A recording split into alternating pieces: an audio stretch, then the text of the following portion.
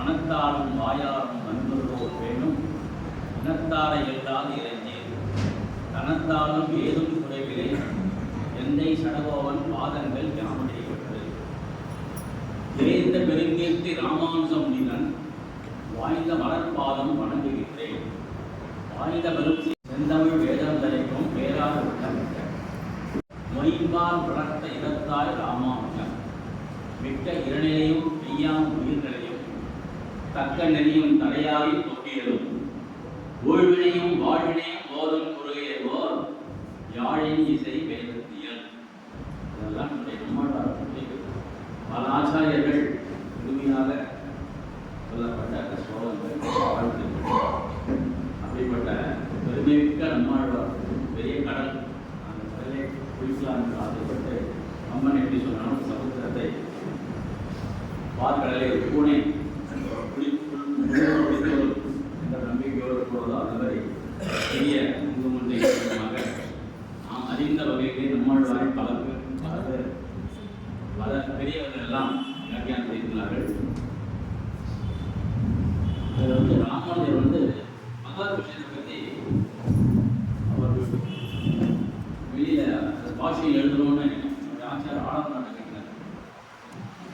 பாஷைக்கார் என்ன சொன்னா, குருவரும் திருவள்ளுவர் இருந்தால் இந்த காரியம் நான் முடிப்பேன் சொன்னார். ஆனால் அவர் அதை அந்த அதுக்கு பகவத்கீதை பாஷையில் எழுத புரியல. அவருக்கு குருவை புராணம் வச்சுதான் எழுதினார். என்ன ஏன் சொன்னார்னா, நான் இந்த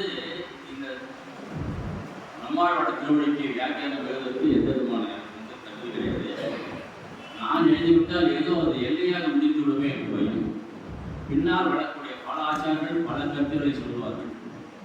அதையெல்லாம் இந்த உலகம் கேட்க வேண்டும்.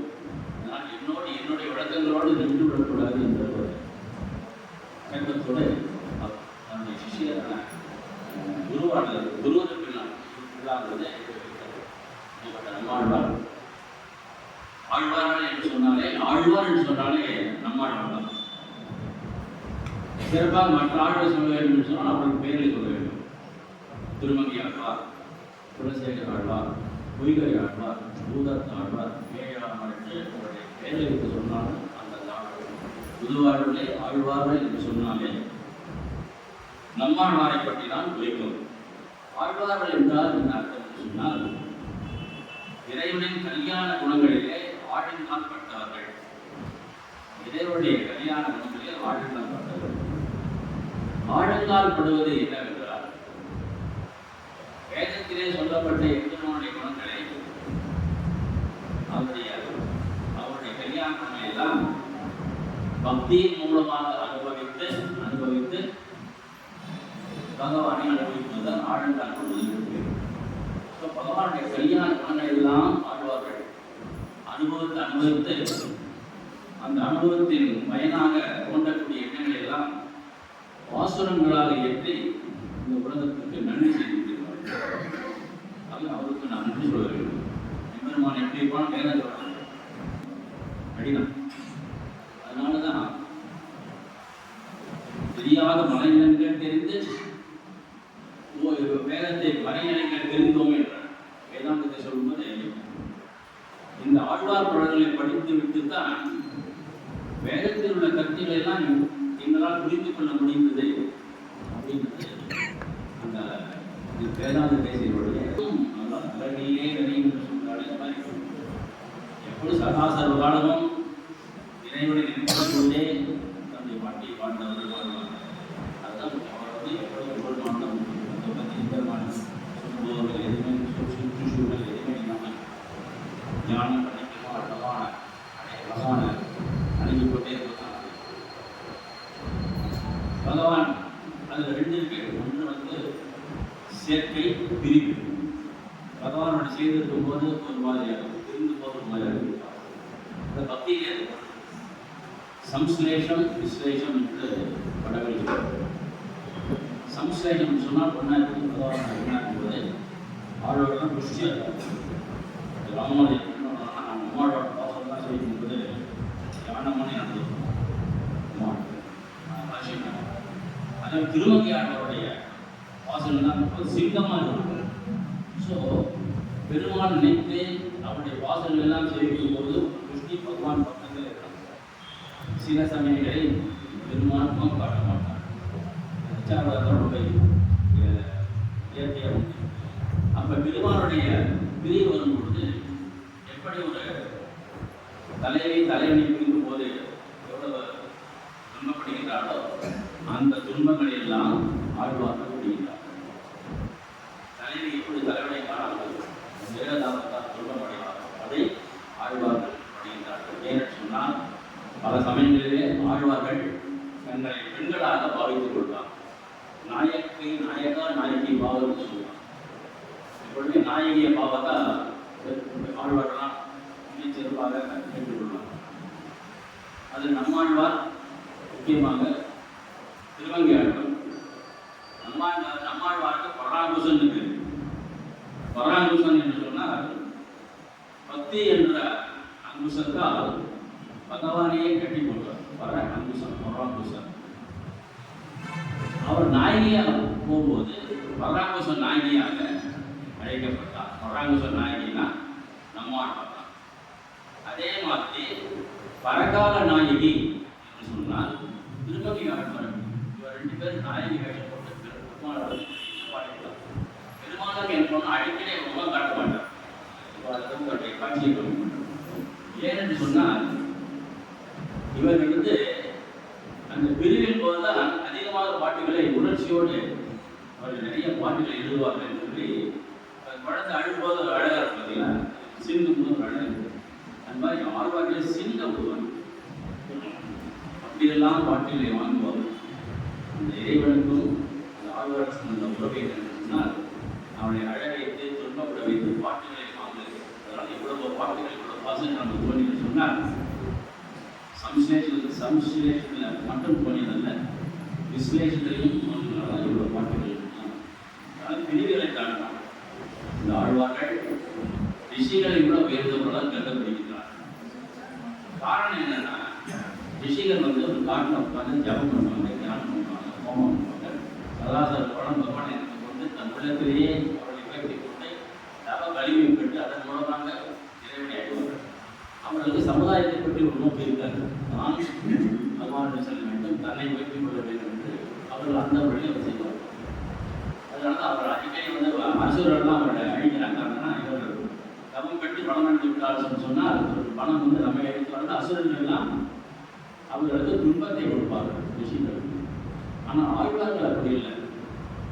தன்னுடைய அனுபவங்களை மக்கள் பயன்படுத்த வேண்டும் என்று ஆசுரங்களாக படித்து சாதாரண மக்களும் பகவானை அடையலாம் என்ற ஒரு நிலையை ஏற்படுத்தியவர்கள் ஆழ்வார்கள். அதனால் தான் சொல்வார்கள் ஆழ்வார்கள் ரிஷிகளை காட்டிலும் உயர்ந்தவர்கள், சாதாரண மக்களும் இறைவனை அடையலாம் என்று வழி காண்பித்தவர்கள்லாம் ஆழ்வார்கள். சம்சாரிகளாக இருந்து கொண்டே இறைவனை அடைய முடியும், அந்த ஞானம் பெற்று இறைவனை அடைய முடியும் என்பதை ஆழ்வார்கள் உறுதியிட்டு காண்பித்தார்கள். ஆழ்வார்களை காட்டிலும் உயர்ந்தவர் ஆச்சாரியர்கள். ஒரு விஷயம் கேட்டீங்கன்னா ஆழ்வார்கள் சொல்லி வாசல் போனாங்க, அவர்களாம் தியரி கிளாஸ் நடந்துட்டு போயிட்டாங்க. ஆச்சாரியர்களுக்கு என்ன ஒரு கடமை இருக்குன்னா ஒவ்வொரு ஜீனியும் என்ற ஒரு கடமை இதெல்லாம் படைக்க வைக்கிறார். ஆகவே ஆழ்வாருடைய பாசல்களை கொண்டே ஒரு சேதனை திருத்துவதற்கு ஆச்சாரியர்கள் முயற்சி செய்கிறார்கள். அதனால்தான் ஒரு ஜீவன் வீணா போறதே, பகவானை அடையாம போறதே, இந்த சம்சாரத்தில் முயன்று வருகிறானே, உணரப்பி மாறணும், உணரப்பி காரணம், உணரப்பி கடலை செய்யணும். இந்த வாழ்க்கை சூழலிலே அழைத்து கொண்டிருக்கிறாரே, அவருடைய பகவான் அந்த ஞானத்தை கொடுத்து பகவானிடத்தை அழைத்து செல்ல வேண்டும் என்று விரும்புவர்கள் அதற்கு உண்டான காரியங்களை கிரியைகளை பஞ்சசம்ஸ்காரம், பஞ்சசம்ஸ்காரம், சரணாகதி இதெல்லாம் செய்வித்து ஒரு ஜீவனை உய்விக்க வந்தவர்கள் ஆச்சாரியர்கள். ஆகவே ஆழ்வார்கள் ஆழ்வார்கள் ஆச்சாரியர் இன்னொரு மகாராம் சொல்லுங்க வரிசையாக வருது. ஜீவாத்மா பரமாத்மா தத்துவத்தை விளக்கியவர்கள் ஆழ்வார்கள். நம்ம யார், நம்ம யார், இறைவன் யார், நம்ம யாருக்கு போனோம், அதற்கு உண்டான வழி என்ன, என்னென்ன தடை இருக்கிறது, அதற்கு உண்டான வழி என்ன, மிக்க இறைநிலையும் மெய்யாம் உயிர்களையும் கற்கனையும் தடையாகி புக்கியலும் மூழ்வினையும் வாழ்வினையும் போதும் குறுகையோ அர்த்த பஞ்சகம். அர்த்த பஞ்சகம் 5 விஷயம். தன்னிலை தாம் யார், ஜீவன் தன்னுடைய நிலை என்ன, வித்திரையும் மெய்யா உயிர்களையும் பகவான் ஆத்மா ஆத்மா தான் எங்க அடையணும், பகவான் அடையணும், அதுக்கு என்ன வழி, மார்க்கம் என்ன, அதுல அப்படி போகும்போது நிறைய நல்ல காரியம் செய்யும்போது நிறைய தடையும் ஊழ்வினை வாழ்வினை நாம் முன்னாடி செஞ்ச பாவங்கள் இப்பொழுது செய்யும் பாவங்கள் இதெல்லாம் தடுத்து நல்ல வழிக்கே நம்மளை செல்ல கூடாது. அதெல்லாம் மீறி போய் என்ன பலன் அப்படின்னா பகவத் கைத்தியம் தான் பலன். மிக்க இதழையும் மெய்யா உயிர்களையும் தக்க நிறையும் தடையாக இருக்கையிலும் மூன்றையும் பாட்டையும் போதும் இதெல்லாம் இந்த வாசல் ஒவ்வொரு வாசல் சொல்லுவாங்க. நம்ம ஜீவனுக்கு பரமாத்மா அடைவதற்கு வழிகளை பக்தி மார்க்கம் மூலமாக ஞானத்தை ஏற்படுத்தி பகவான் அடைவதற்கு எல்லா வழியும் கொண்டு அதற்கு மேற்கொண்டு பார்த்தா மனித நேயத்தை வளர்த்துவார். எப்படி மனித நேயத்தை வளர்த்தாங்கன்னா சொன்னா என்னுடைய ஆத்மாக்குள்ள ஒவ்வொரு ஆத்மாக்குள்ள இறைவன் வசிக்கின்றான். என்னுடைய ஆத்மாக்குள்ள வசிக்கின்ற இறைவனும் உங்களுடைய ஆத்மா வசிக்கின்ற இறைவனும் பறவை பட்சிகளுக்கு ஆத்மா இறைவனும் எல்லாம் ஒன்றுதான். ஆகவே இந்த உலகத்தை நாம் சமநோக்கத்தோடு நோக்க வேண்டும். உன்னுடைய ஆத்மாவும் இதே இறைவன் தான் இருக்கான்னு சொன்னால் நமக்கும் வேறுபாடு இருக்காது. உடம்புக்கு தான் வேறுபாடு விட ஆத்மாவுக்கு வேறுபாடு இருக்குது. நான் உன்னை திட்டலாம், கோச்சிக்கலாம், புறாமட்டம், ஆனால் இது எல்லாமே சரீரத்தை பொறுத்து இருக்கு. ஆத்மா பொறுத்தவரை அதுக்கு ஆத்மாவுக்கு சம்பந்தம் இதெல்லாம் ஆத்மாவோட அப்படி வரும்போது ஜாதி சண்டையோ சமய சண்டையோ உங்கள் தெய்வம் உயர்ந்தது எங்கள் தெய்வம் உயர்ந்தது என்பது இருக்காது.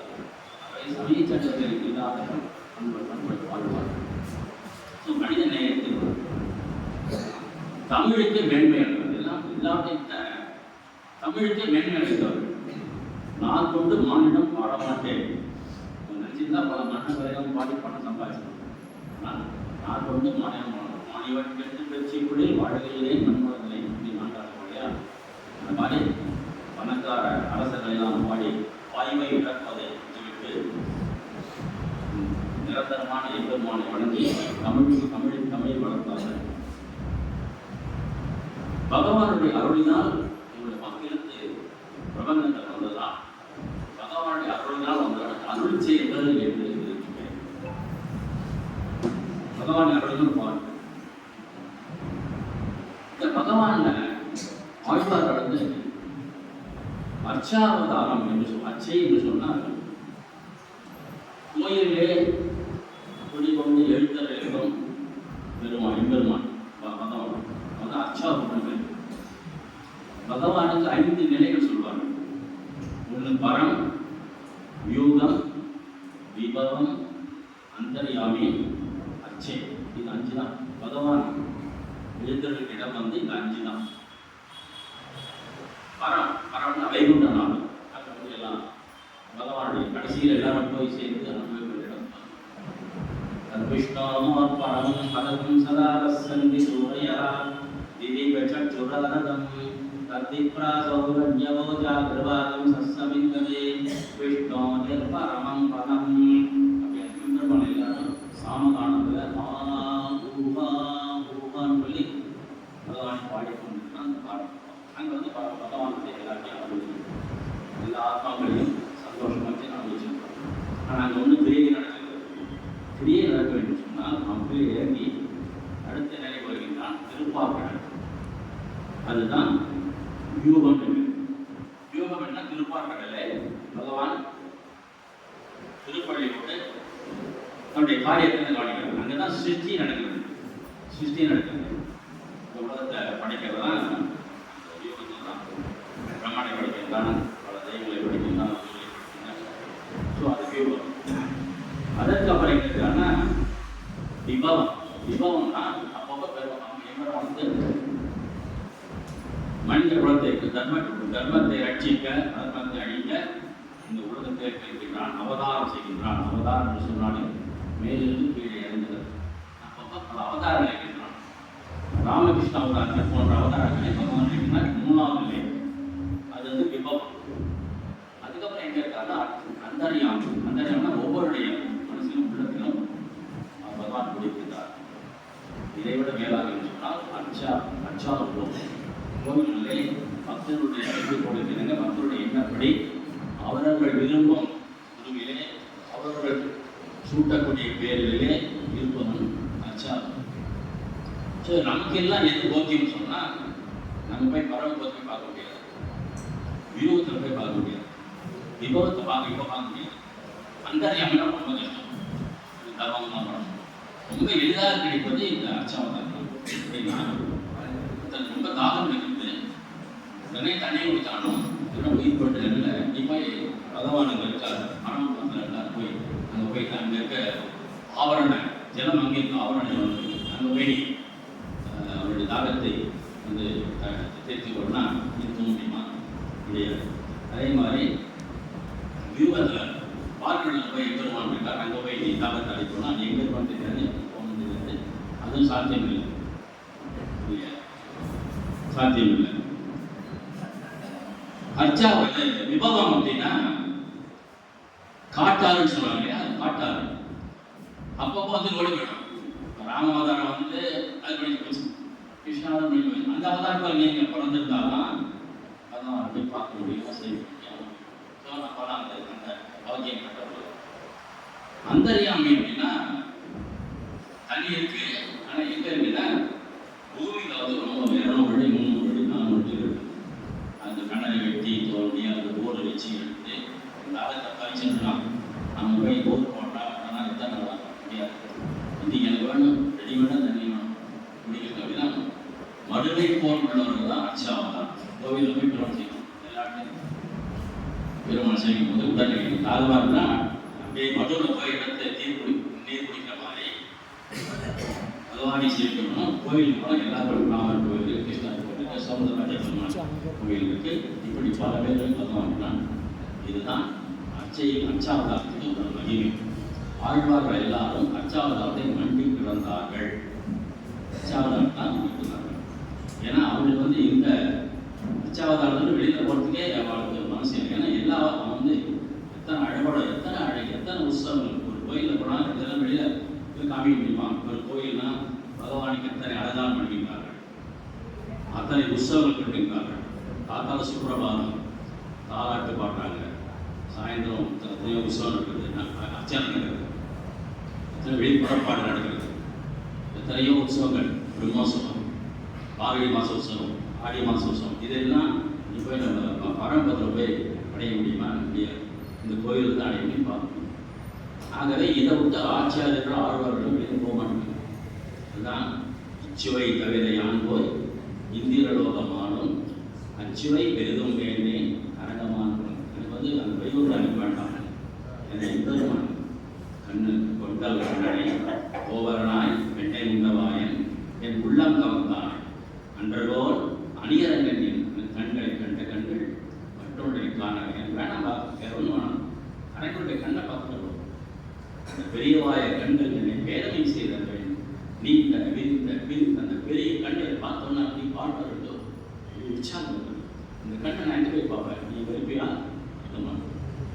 ராமன் கேட்குறாங்க. எல்லாத்தையும் அந்த சராசர்கள் முழுவதும் அடைவித்து வைகுண்டத்துக்கு அடிச்சுட்டு போகிறார். ராமன் ஒரு புல் கூட்டி எதுவுமே இல்லை. ராமன் வந்து வைகுண்டம் போகுது, எல்லாத்தையும் கூப்பிட்டு அடிச்சுட்டு போயிடுறார். தலைவர் தான் வரமாட்டேங்கிறார். யாருன்னா ஆஞ்சநேயர். ஆஞ்சநேயர் நானும் கேட்குறாரு, எல்லாரும் வர மாட்டேங்கிறார்.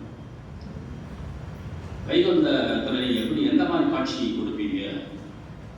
வைகுண்ட நான் மாதிரி அமர்ந்த படத்தில் தெய்வ காட்சியோட ஆதிசேஷன் பரிகத்தில் நான் வந்து அந்த காட்சி கொடுப்பேன். ராமரா காட்சி கொடுப்பீங்களா? அது எப்படி பண்ண முடியும்? ராமரோட அவதாரம்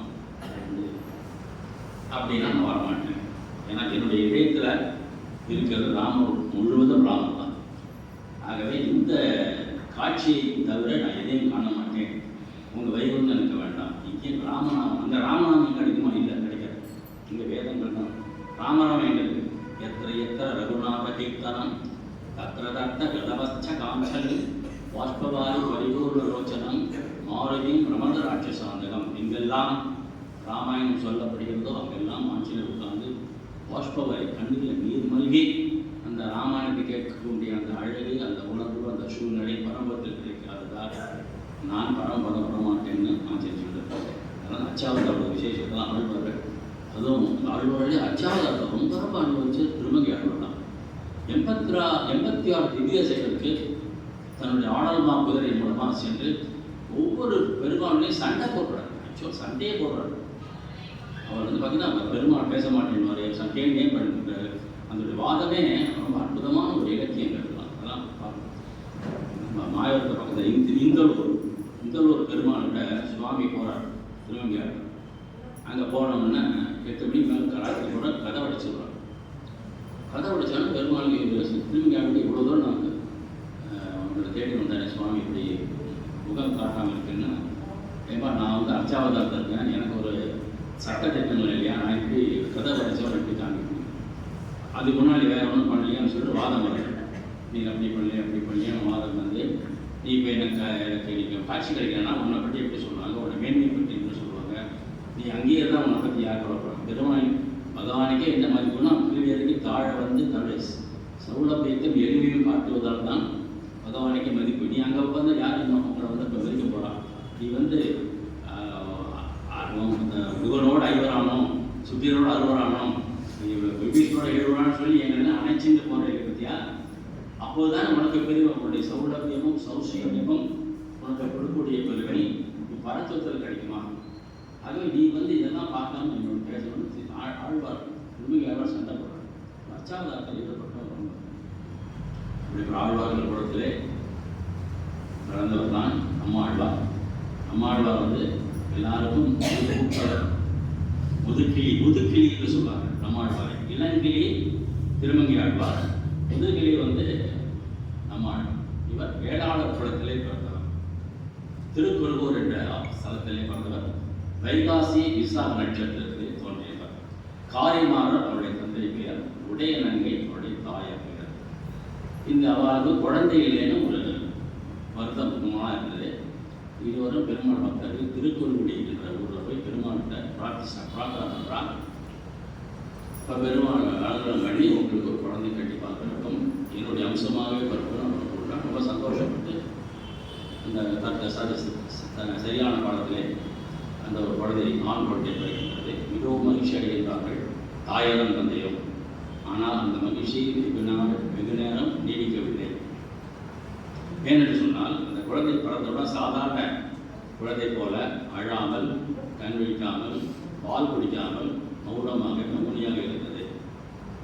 இதை கண்ட அவருடைய தாய்க்கும் தந்தைக்கும் மிகவும் வருத்தம் ஏற்பட்டு சில நாட்கள் வைத்து ஆழ்வார் திருவில் உள்ள பெருமாள் கோயிலில் உள்ள தொட்டில் கட்டி விட்டுட்டு, நீ தான் இந்த பெருமாளுக்கு இந்த நீ தான் காப்பாற்றணும், இப்படி ஒரு குழந்தை கிடைச்சது, நீ தான் இனிமேல் பண்ணணும்னு சொல்கிறாங்க. அந்த ஒரு பெரிய அதிசயம் நடந்து என்னன்னாங்க, அந்த குழந்தை அங்கிருந்து தழுவி ஓடி போய் அந்த பக்கத்தில் உள்ள ஒரு புளிய மரத்தை வந்து போய் உட்காந்து சின்மத்திரியோட சொன்னார். சின்மத்திரியோட ஒரு குழந்தை உட்காந்து எல்லாரும் ஆச்சு. அப்படியே உட்காந்து 3 வாரத்தை தியானம் சொல்கிறேன். இப்படியே இருக்குது. பல அந்த இடத்துலலாம் ரொம்ப ஆச்சரியப்பட்டு உலகத்தை அதிசயம்னு சொல்லி அவங்க பார்த்துட்டு இருக்காங்க. இதுக்கு நடுவில் என்ன, ஆழ்வார் தெரிய பக்கத்தில் அங்கே மதுரக்கவி அந்த ஆழ்வார் தோன்றார். அவர் வந்து அவர் இவரோட சீனியர். அந்த ஆழ்வார் என்ன பண்ணுறாங்கன்னா, இங்கே வடதேசத்துக்கு யாத்திரை போயிட்டு இருக்காரு. இது இந்த கூட நடந்தது, அது அங்கே வடதேசம். இந்த வடதேச யாத்திரை போகும்போது அயோத்தியில் போய் தங்குறார். அயோத்தி பெருமாள் செஞ்சு திடீர்னு மானத்தை பார்க்கும்போது ஒரு பெரிய ஜோதி அவருக்கு தோன்றும். பெரிய வெளிச்சம். இந்த வந்து நட்சத்திரமாக இல்லை, அக்னி பழம்பமாக இல்லை, ஏதோ ஒரு தோன்றிருக்கே. பெரிய மகான் தோன்றினால்தான் வானத்திலே ஜோதி தோன்றும் என்று வானிலை இதெல்லாம் சொல்லுவாங்க. பெரிய ஜோசியம் சொல்லுவாங்க. அப்போ யாரோ ஒரு மகான் தோன்றுதான் ஒரு அதிசயம். உடனே என்ன பண்ணால் அந்த ஜோதி நோக்கிய பிரயாணம் தொடர்ந்து அந்த வடதேசத்துலேருந்து விந்தியமலையிலேருந்து தெற்கு நோக்கி ஸ்ரீரங்கம் கோயிலில் சேவிச்சுட்டு பின்னாடி திருப்பதிலாம் சேவிச்சுட்டு பின்னாடி வந்தால் அவர் வர வர மதுரை தாண்டி வர திருக்குறூர் ஆழ்வார்த்தரை வந்தோடனே அந்த இது மறைந்து போயிட்டான். அந்த வெளிச்சம் மறைஞ்சு போச்சு, இந்த பெருஞ்சோதி மறைந்து விட்டது. கேட்குறாங்க, இந்த ஊரில் ஏதாவது அதிசயம் இருக்கா, என்ன அதிசயம் இருக்கா, எப்படி இந்த ஜோதி மறைந்து விட்டுருக்கு? பல பேருக்கு ஒன்று இல்லைன்னு சொன்னாங்க. பல பேர் சொன்னாங்க, எனக்கு ஒரு அதிசயம் இருக்குது. ஒரு குழந்தை பிறந்து அந்த குழந்தை 16 ஆண்டுகள் சின்ன திரையோட ஒன்றும் பால் சாப்பிடாம, பட் மீனிங்லாம் வளர்ந்துருக்கு, எதுவுமே இல்லாமல் நல்ல ஒரு தேஜஸோட ஒரு குழந்தை பிறகு இதுதான் இந்த அதிசயம்னு உடனே அப்படியே ஆச்சரியப்பட்டு போய் அங்கே போய் பார்த்தா அந்த குழந்தைய பார்த்தோம்னா அது கண்ணை போட்டு தியானம் இருக்கு. அந்த குழந்தைக்கு பேசக்கூடிய சக்தி இருக்கா, கேட்கக்கூடிய சக்தி இருக்கான்னு சொல்லிட்டு கண்ணை தூக்கி ஒரு கல்லை தூக்கி போடுறாங்க. உடனே அந்த குழந்தை கண் திறந்து போய்கிறது. இவருக்கு ரொம்ப சந்தோஷமாக குழந்தைக்கு உணர்ச்சியெல்லாம் இருக்குது, கண் இருக்குது, காது கேட்குது. உடனே அவர் கேள்வி கேட்கிறார், செத்தத்தின் வயிற்றில் சிறியது பிறந்தால் எத்தத்தின்றி எங்கே இருக்கும்? ஒரே கேள்விதான். ஒரு பெரிய செத்தத்தின் வயிற்றில் சிறியது பிறந்தால் எத்தை தின்று எங்கே கிடைக்கும்? செத்தின செத்து அச்சித்து செத். இந்த உடம்புல சிறியது பிறந்தால் ஆன்மா பிறக்கிறது. அந்த ஜீவாத்மா எங்கே எப்படி காலத்தை கழிக்கும்? ரொம்ப முக்கியமான ஒரு தீர்வு. ஒரு ஆத்மா உடம்புகள் பிறக்கிறது, எத்தனையோ உடம்புகள் ஆத்மா மாறி மாறி பிறக்கிறது. அந்த ஆத்மா உடலுக்கு சம்பந்தம் இல்லைன்னா கூட இந்த உடல் அனுபவிக்கின்ற சுக துக்கங்களை இந்த ஆத்மாவும் சேர்ந்து அனுபவிக்கிறது. ஆத்மாவுக்கு தனியாக இல்லைன்னா கூட உடம்பு எடுத்ததுனால உடம்போட அந்த ஆத்மாவை அது அனுபவிக்கிறது. அதுதான் செத்தத்தின் வயிற்றில் சிறியது பிறந்தால் எத்தை தின்று எங்கே கிடைக்கும்? அந்த ஆத்மா அப்படியே அதான் போகியம்னு அங்கேயே இருக்கும். எப்படி அதுதான் ரிலீஸ் உண்டா, அது அப்படியே சுற்றிட்டு இருந்தான். அதுக்கு தான் சதாச்சாரத்தை வைத்து அந்த முறையான ஆச்சாரருடைய வழிகாட்டல் பேரை சரணாகதி பண்ணி தத்துவம் பண்ணி தான் அந்த லிபரேஷன் ஃப்ரம் பர்த் அதுலேருந்து வரும். அது மட்டும் அது அப்படியே தான் பல இந்த பிறப்புலாம் ஒன்று பிறப்பு. எறும்புலையும் ஆத்மா இருக்கு, யானையும் ஆத்மா இருக்கு, எல்லா ஊரிலும் ஆத்மா இருக்கு. ஸோ இந்த ஆத்மாக்களுக்கு வழி தேடணும்னா பகவானுடைய கிருப்பையினால அவரிடம் பக்தி ஏற்பட்டு இறைமை ஏற்பட்டு அவனையும் சரணடைந்து சரணாகதி மூலமாகத்தான் அங்கே இன்னும் சரணாகதி தத்துவ பற்றி பெரிய பல மூணு பேர் பெரிய மூணு கடவுள் சொல்லியிருக்காங்க. வராக சரணாகதி, ராமர் சரணாகதி, அந்த கிருஷ்ணனுடைய சரணாகதி. வராக சர்ம ஸ்லோகம்னா என்ன சொல்கிறாங்கன்னா, ஒரு ஜீவாத்மா எப்பொழுது தேக ஆரோக்கியத்தோடு இருக்கும் பொழுது, உடல் வலிமையோடு இருக்கும்போது, நல்ல எண்ணங்கள் இருக்கும் பொழுது, எவன் ஒருவன் என்னை நினைக்கின்றானோ, என்னை பாடுகின்றானோ, என்னை பஜனை செய்கின்றானோ, என் நாமத்தை கேட்கின்றானோ, அவன் உடல் தளர்ந்து போய் அவனுக்கு இறுதி காலத்திலே அந்திம காலத்திலே அவனால் என்னை நினைக்க முடியாமல் போனால் கூட அந்திம ஸ்திதி நமக்கு தேவையில்லை. அந்திம ஸ்திதி கடைசியில் பகவான் நினைச்சதான் போகணும் இல்லை, நமக்கு அந்த இது இல்லை என்றார். ஏன்னா இது அந்திம ஸ்திதி இல்லைன்றத ராமானுஜர் காஞ்சி பெருமாளிடம் கேட்டு உறுதியாக அறுதிட்டு கேட்டார். அந்திம ஸ்திதி நமக்கு இல்லை, அந்த சரணாகதி பண்ணவனுக்கு இல்லை. ஆகவே எப்பொழுது அவன் நல்ல ஒரு உடல் இருக்கும்போது தான் நினைக்கிறானோ, நான் அவனை நினைத்து அவனை அழைத்து செல்வேன் என்றார். வராக ஸ்லோகத்தை கூப்பிட்டு நானே கையை ஜெயிச்சுட்டு போகிறேன். ஸோ எப்பப்பெல்லாம் டைம் இருக்கும்போது அப்போல்லாம் நம்ம பகவானுடைய பெயரை சொல்லிக்கொண்டே போனால் நாம் இறக்கும் தருவாயில் நம்ம பேக்கெட்டில் வேலை செய்யாது. அப்போ செய்யணும்னு அவசியம் இல்லை. அவன் நம்மை நினைத்து கொண்டு நம்ம நினைத்து போவான் என்பதுதான் நம்முடைய சாஸ்திரம். இது வராது. ராமர் அப்படின்னு சொல்கிறான்னா, யார் ஒருவன் என்னை எத்தனை பாவம் செஞ்சாலும் சரி, அவன் எத்தனை குற்றம் செஞ்சாலும் அதையெல்லாம் மனசில் வச்சுக்காம என்னை சரணாகதின்னு அவங்க சொல்லிட்டான்னா, அவனுடைய காப்பது என்னுடைய விரதம் அப்படிங்கிறார். கிருஷ்ணன் சொல்கிறான், எல்லா தர்மங்களையும் விட்டுட்டு நீ சரணாகதி என்னையே பற்று, சர்வதர்மான் பரித்தியஜ மாம் ஏக்கம் சரணம் பண்ணுறாரு. அகம் துவா சர்வ பாவேபியோ மோட்சயிஷ்யாமி மா சுஜகா. எல்லா பாவங்களும் உன்னை விடுபட்டு உன்னை நான் மோட்சத்துக்கு அழைத்து சொல்வேன். இது சத்தியம், இது உறுதி, நீ கவலைப்பட வேண்டாம், கவலைப்படாதே சொல்கிறேன் இல்லையா.